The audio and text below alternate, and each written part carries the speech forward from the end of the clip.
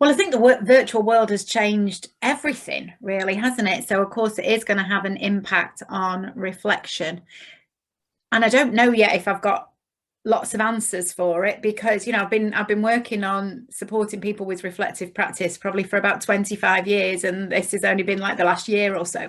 But there's a few things that I think we can really think about in terms of the virtual world. One is that I think at the moment people are literally clicking in and out of meetings. So there's no time for those, what we might call transitional moments, moving between things. Even like the car was always a big place for social workers to, reflect, driving between visits or driving even home at the end of the day. There would always be a place where I'd get to, and I think when I get to there, I'll stop thinking about work or start thinking about home. So I think reflection, we've always done that in those moments of transition between things. We're not in the car as much now, so that's having an impact. And then those moments of transition are gone when you're clicking in and out of meetings. So one thing that I think is really important, and I always try and model myself if I'm, in meetings with people virtually, is if your meeting is scheduled, I don't know, from 10 to 11, that you finish at 10 to 11, so that then there's 10 minutes before the person is going to click into the next meeting, which is bound to be starting at 11.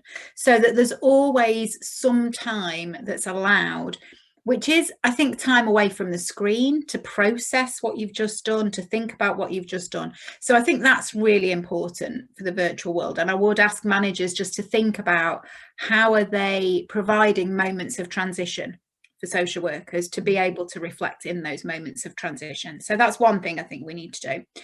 Another thing, I suppose, links back to what we've talked about already, is about maybe formalizing things like virtual friendships, maybe making sure that there is enough time in the day for people to come together somehow, just for that informal conversation. So I think those things are important. And then, as you know, because you took it out and did it across the project area, then I worked with Bridget Caffrey, a colleague, and we developed a specific model for group reflection, which was all about adapting to online groups coming together in a virtual way, if you like. So there are, I think, specific models that we could use that have been developed for the online world. Because I do think, even if you think about just social work theory generally, a lot of things have gone out of date now because of the way we're working in a different way. So maybe some of the models of reflection need to be adapted to think about new ways of working, virtual ways of working. So I suppose they're the main things. I suppose if there was only one thing I could do, I would say create those moments of transition for people. Even some people I know have literally been going out and sitting in their car for 10 minutes and playing some music and coming back in again, just to mark the finishing the working day and coming back to home. So I think transition is important to enable us to process and reflect. I think that's the key thing. Yeah, definitely. And I think that's definitely something that I've picked up on through the work that I've done in the project as well. So I think I felt quite fortunate really to be able to still continue my work across when it changed to the virtual platform, and still was able to do everything that I'd hoped to do. So we're still able to offer one-to-one sessions, group sessions, and that's when I came across the reflective connections. And I think just providing that space for people, and I was able to do that. So I felt really fortunate for being able to do that. But some of the things that came out of it, like you were saying, was that people were missing that, not traveling in the car and having that space to reflect after a visit or on the way home. And people would talk to me about how they would maybe change their clothes at the end of the working day, even though they were still working at home, just so that they felt that they were no longer working, or take the dog for a walk straight after work, or things like that. So it's interesting to hear, isn't it? Because it comes back to what you were saying earlier about that kind of self-care as well, that we're making sure that we're still kind of looking after our own well-being as workers.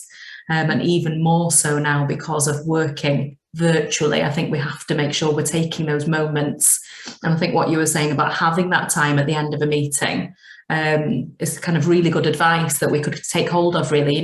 Make sure you finish a meeting 5 minutes earlier, just so that you've got some headspace before going into the next one, really.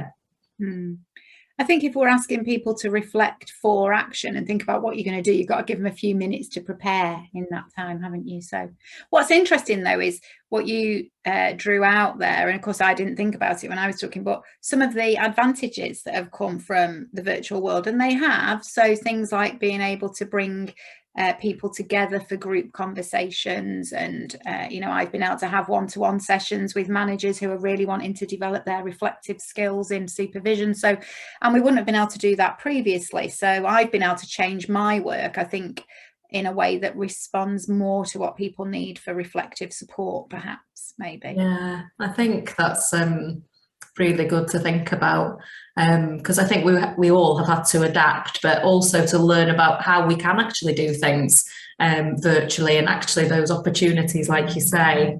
It made me think about, with the reflective connection sessions that we ran for the workers, we kind of consulted with managers and staff and kind of asked what would kind of work best for them, because we did a lot of focus on just doing team sessions, group reflective sessions, which was really good because I think it brought about that sense of connection within the team. But we were also keen to kind of build those connections across the whole of the workforce. And Gwynedd is a vast area, so doing it virtually meant that I could have people from teams across the county coming together in the same session, which wouldn't have worked as well if it was kind of done face to face. Yeah, I suppose because you are so geographically vast, that actually is a really helpful thing.